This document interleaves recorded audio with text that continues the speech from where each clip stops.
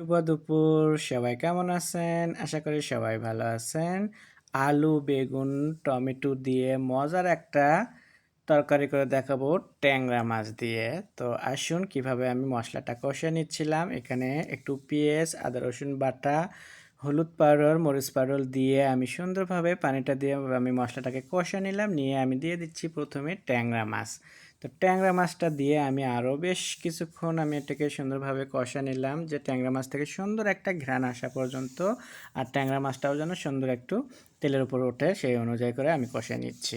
তো এটা কষানো হয়ে গেলে পরে আমি এখানে বেগুন, আলু যেটা কেটে রাখছি আমি এখন ওইটা দিয়ে দিচ্ছি।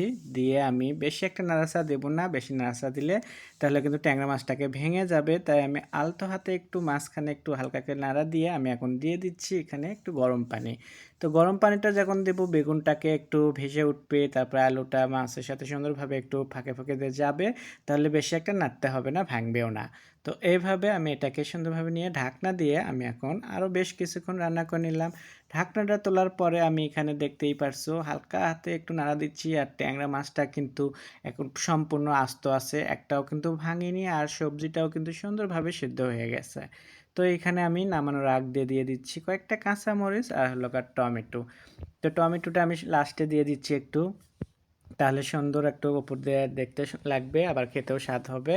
তো নামানোর আগে ধনেপাতা দেবেন, দিয়ে আবার একটু 2 মিনিট ঢাকনা দিয়ে আবারও ঢেকে রাখবেন। রাখার পরে দেখতেই পারছেন কতটা সুন্দর হয়েছে। আশা করি আপনাদের ভালো লাগবে। আর ভালো লাগলে বাসায় আপনারা ঝটপটে এভাবে ট্যাংরা মাছের আলু পেটো দিয়ে ঝোল করে দেখুন, খুবই ভালো লাগবে। সবাই ভালো থাকবেন, আগামী ভিডিও দেখার জন্য সাথেই থাকবেন।